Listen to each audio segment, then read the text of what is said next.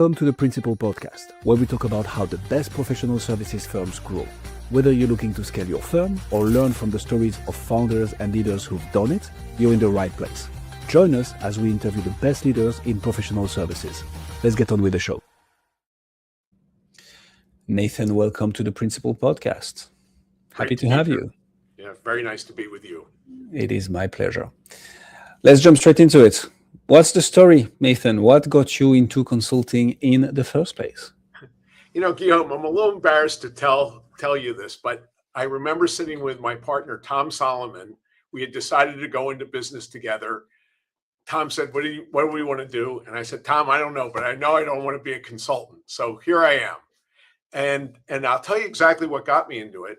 Tom and I were both entrepreneurs. We've been successful in other businesses, liked each other.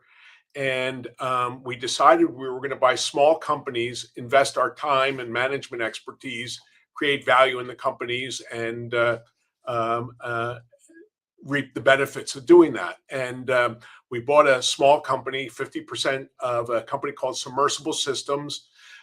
It was really good. We grew the company by 300% in less than 3 years, but there was no income. We were just building equity. And then I realized, boy, I got to do something. The next company we bought was a management consulting firm, and a gal named Melanie Bernanke, who had been a friend and was very successful in the consulting business. And she asked me to go to Control Data with her. And that was the beginning of my consulting career. And then another good friend, Bill Broussard, asked me to work on what we think was the first cultural transformation of a large company, Ford Motor Company, and we produced an industrial miracle. And then, as you and all of your listeners know, the phone starts ringing. So Tom and I created Rosenberg Solomon, our consulting firm at the time. Could we say that this has simply followed the Murphy's Law? Like the worst thing that can happen will happen. You don't want to become a consultant, so you become one. Is that could be? Is that matching it? Yeah. The other thing is, I've been doing this now for 40 years. I still tap dance to work every day. So maybe also God or the universe guided me into what I really was made for. There we go. Love it, Nathan. So bring it back to today. What is the problem that you help solving now? What is it that you're helping people achieve? Yeah. In this world of business, most large companies are artifacts. Their corporate structure, how they manage their business, many of their products, the culture itself are all products of the past successes and avoiding past failures. And where we come in is with the CEO agenda and creating a design for a company that can fulfill the CEO agenda. And then our sweet spot really, Guillaume, is execution, helping to make that happen, actually doing the work shoulder to shoulder with the clients to transform the organization so that it is capable of delivering the CEO agenda. Which also answers, I guess, the next question, which is around who is it that you're helping? So ultimately the CEO, right, with their agenda. Yeah. Is it always the decision maker here? Like how do you think about the person that you help versus the person that benefits the most versus the person that decides? Yeah. How do you think about all that? This is another early lesson in my career. I was an officer in the Navy, Guillaume, and one day I said to the CEO of Control Data, I said, well, Larry, why don't you just tell them what to do? And he laughed at me. And he said, I can tell them. That doesn't mean they're going to do it. It was a good lesson. So to your point, while I do believe in the end, the organization aligns around the CEO agenda, or if it doesn't, it's not going to be as successful as it could be. But there are, probably in a large corporation, there's 50, 60, 70 people who can either get behind that commitment and help make it happen, or hold out their commitment and actually thwart it from happening, or at least slowing it down. So again, to going back to your last question, part of the work that we do is, once that design's done, is the term we use, Guillaume, is enrollment, to authentically generate commitment in an environment of choice, with the people who are needed to make it happen. And by the way, those are not always senior people. There's people down in the organization who are critical to the transformation effort, and they need to be enrolled also. So, and I think you point here to a problem that every consulting firm faces, but they are not always very clear on how to navigate that. Yes. So, with your 40 years of experience, Nathan, what has worked for you? And I'm going to take the marketing angle, right? Because this is what we like to open this topic with.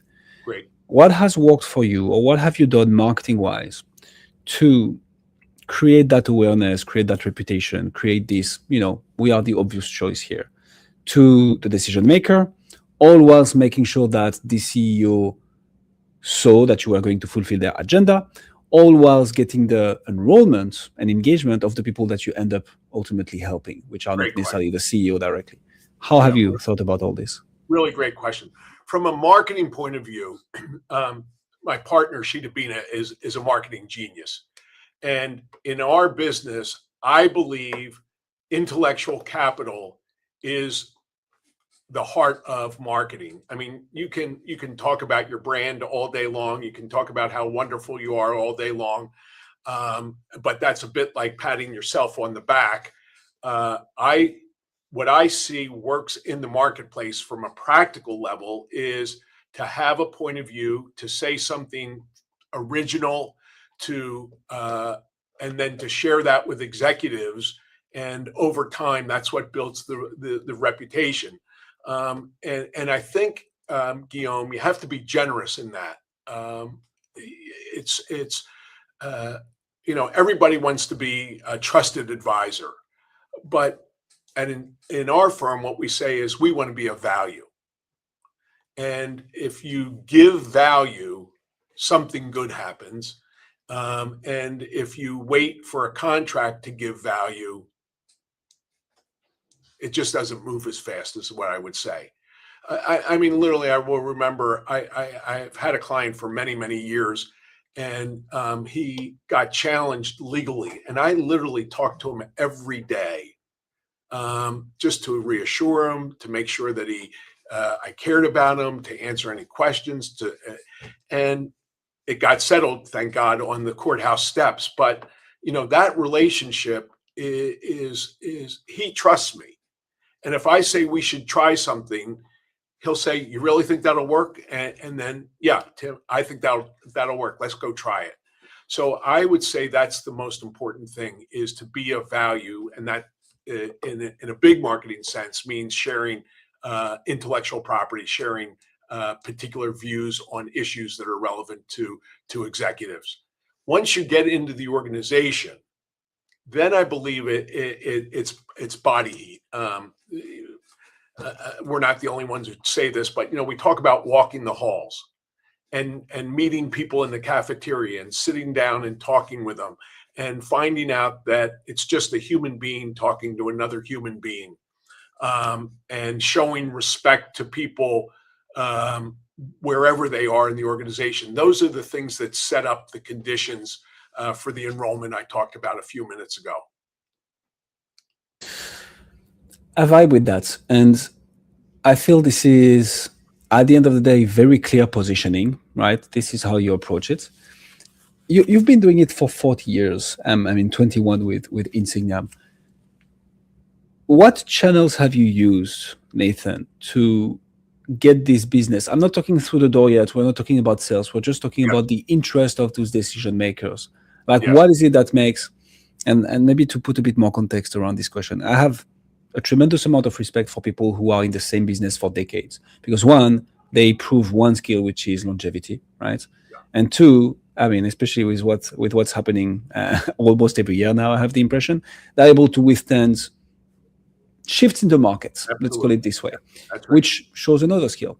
So with that said, marketing wise, what can consultants listening to us right now, other professional service firms, learn from you when it comes to marketing and biz dev, as in the channels to use and the way to approach this?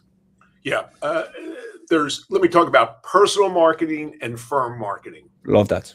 Yeah. On the personal side, you're only going to work with senior executives if you're in the places that senior executives are. This is a little bit of a joke, but not that much of a joke. Between Hong Kong, there's a ferry that goes back and forth between Kowloon and Central. And one of my young associates who was in our Hong Kong office didn't really have any leads. And I said, Felicity, get on the ferry in the morning. It's very cheap, by the way. Get on the ferry in the morning, find somebody with a briefcase, go sit down next to them and say, what do you do for a living? And just ride the ferry for a few hours in the morning, connecting with executives. So in a very real sense, while I say that kind of jokingly, Guillaume, in a very real sense, that's true. So going to conferences, being on boards of not-for-profits. I think if you want to start to build your personal brand, being on the boards of not-for-profits is so smart. You have to do good work. You have to be well thought of, so you can't do it just to get the relationships. But I think that's a great way to start to build those relationships. And that's literally what I did early days. And frankly, it's what I still do today. So that's on the personal side. On the firm side, again, talking about my partner, Sheeta, years ago, we decided we were going to start to publish a magazine. And the magazine is not about how great our firm is. The magazine is interviews with executives talking about issues that are of importance to them. We publish it quarterly. We bought a mailing list. Mailing lists, by the way, the quality of mailing lists tend to not be great, but we bought a mailing list, and over the course of a couple of years, really cleaned up the list. And it has a very wide distribution. Most executives that we meet for the first time, once we get an entry, think we're bigger than we are by virtue of the presence the magazine creates. And then the third thing that we do is every year we hold a summit, not for leads, but for existing clients. And you've got to keep marketing to your existing clients, not just to get new clients. So every year we have a wonderful dinner, and then the next day we have a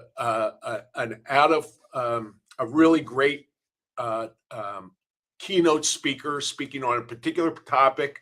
We have clients talk about that same topic. We do breakouts into smaller rooms. We don't ever talk about ourselves in the meetings, in that meeting. And there are clients who literally at the beginning of the year say, hey, tell us when the summit's going to be. So I think those are the kinds of creative approaches. And that all, obviously, everything I just told you goes back to what I said again 5-10 minutes ago about being of value to both potential clients and existing clients. I mean, if you ask me, the best part is the briefcase guy in the ferry in the morning. Definitely noting this one. I think Guillaume, let me just add one more on that personal side. Years ago, we had a client at United Airlines in Asia. The guy who was the head of operations moved to become the head of operations at NetJets. And he called me up and he said, Nathan, you need to come and meet our new CEO. He's a graduate of the Air Force Academy like you are. I think you can help us. I get on the plane, I fly to Columbus, go across the airfield, meet the CEO, and 30 minutes into the meeting, I can tell this is not going to go anywhere and we can't provide any value. And I said, Bill, you and I are both graduates of the Air Force Academy. You shouldn't hire us. And he said, boy, I really appreciate your integrity. Got back on the airplane, flew home, wasted the money, wasted the time. A year later, Guillaume, I'm getting in first class. I bought a first class ticket. I'm putting my bag in the overhead, and I bump into the guy behind me who's putting his bag in the overhead. And if you go to a military school in the United States, you have these big gaudy rings. His was yellow gold, mine's white gold. And I said to him, did you go to West Point or Navy? And he said, oh, I went to West Point. We started talking across the aisle on the flight. He said, I just interviewed Goldman Sachs to run Hawker Beechcraft. Sounds like I could use your help if I get the job. I said, that's great. About a month later, I thought, boy, I haven't heard from the guy. Type in CEO Hawker Beechcraft, and there's the picture of the guy that I met with at NetJets. I called him up, and 2 weeks later, we had one of the largest contracts in the history of the firm. And there's CEOs are only going to be sitting in business class. So if you can afford it, you better be flying business class. I think so I love this. And I feel the best way to convey a message is through the anecdote. It's like, hey, here is the theory, and here is the anecdote that validates the theory. So thank you so much for sharing this, Nathan. I feel to maybe, so I'm not going to say make it more, how to say this? Make it more practical in our day and age for the people not taking the ferry. I feel what you're coming down to is relationships. Absolutely. And building the right relationships. And I love the business class part, because it's like the type of people you're trying to do business with probably don't hang out where everyone else is hanging out. That's it. And the people you're trying to do business with are also getting bombarded of messages and posts on LinkedIn or on emails or whatsoever. Find a way to build a real connection with them and a relationship. And if it is taking the ferry in the morning and identifying the ones with the briefcase, then so be it. If you're doing for a long time horizon enough, you will get business. Building those relationships and finding a way to do it in 2026 and beyond is key. And, an interesting thing in 2026, there's very little personal mail anymore. And I'm going to turn around. I apologize. This is my personal stationery. And years ago, Robert Martini, who was the CEO of Bergen-Brunswick, he sat with all of our consultants, and one of my partners at the time, Scott Beckett, said, how do I get through to you? And he said, if you send me an email, I won't see it. If you call, my secretary won't put you through. But if you handwrite a letter to me, I'll actually read it. And that stuck with me. So, yesterday I wrote a handwritten letter to a CEO of a company that I'd like to work with whom I have, that much connection. So that's the other thing. I think you've got to be creative in today's world, because, gosh, I can't imagine what the CEO of a Fortune 500 company gets in terms of emails every day. I'd rather not imagine either. It's in the gazillions, somewhere around those numbers. But so I love this, Nathan. Bring this home with actually closing the deal. So I love the style, and I mean, obviously, I agree with it's all down to building real relationships and taking the time to do so. Yes. How do you tie all this with a sales conversation, an SOW, a letter of engagement? We rock and roll. How do we move from, hey, what do you do for a living? Nice briefcase, by the way, to, this 6-7 figure proposal that we have on the table? Let's move forward with it. I think you have to have really good questions. In the beginning, not a lot of answers. So I think what you don't want to do is come in and say, I can do this for you. I can do this for you. I can do this for you. Again, that's kind of like those emails we were talking about 2 seconds ago. I think you've got to say, what are you working on? What are your priorities? What big question that I use, what keeps you up at night? Oftentimes the CEO will say, no, I sleep well. But every once in a while, one of them will say, interesting you asked that. Just yesterday, I was pondering on. And then this is kind of a trite term in this world, but I can't think of a better one to think of, but kind of co-creating a solution, not here, I've got the solution, let me give it to you, but this might work. And what do you think this would happen in your organization and like that? And I think, Guillaume, you have to do, if you get one of these meetings, you have to have done enough research that it's not just tailored, but custom made for that executive and his or her organization. Again, when I talk about lessons learned in early days, one of the lessons I learned early days is off the shelf does not work in professional services. What works at Corporation A will not work at Corporation B. I mean, this one is too tempting not to take it. What keeps you up at night? Nathan? Or do you sleep well? Actually, now that you're interested, you ask because I sleep very well. The big thing that keeps me up at night is how to deliver extraordinary value for a client, especially, and this goes all the way back to the second question you asked, which is in the system when it's not aligned, when there's political forces, when there's bureaucracy, and we're committed. Guillaume, our reputation is we produce results. If we take you on as a client, you will get a result. In fact, I think one of the things makes us a little bit different is we actually promise results to client. So what keeps me up is how do I navigate the personalities, the bureaucracy, the lack of clarity about who gets to decide. That for me, that's after so many years, that's still the hardest part of management consulting for me is navigating the politics and the bureaucracy of the organization. So I know I skipped a question here, but it was just too tempting to not take this one. So obviously it's a challenge. So I don't expect you to have it solved, Nathan, but how are you thinking about solving that challenge? And by the way, okay, so I'm going to put a pin on this question. I'm just going to double down on the handwritten letter. So this is something that we started doing also for clients and that we call account-based marketing. So it's not just a handwritten letter. It's finding out something very personal in a non-creepy way about a target account decision maker and actually handwriting a letter and attaching it with a little object, like a little widget, 10, 20 bucks, linked to the personalization of the message. For consultants out there looking at ways to get through the door with like very high level people in target accounts, this murders.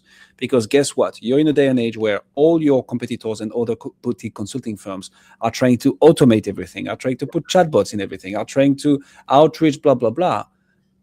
And everybody is doing the same. So when that target account receives a handwritten letter, it is more effort. You will still not get 100% hit rate. Oh, that's right. But if you send 50 handwritten letters in a month, and you get 10 answers from people that you would never get access to otherwise, what's the impact on that? That's right. Closing the parenthesis. So love the example, Nathan.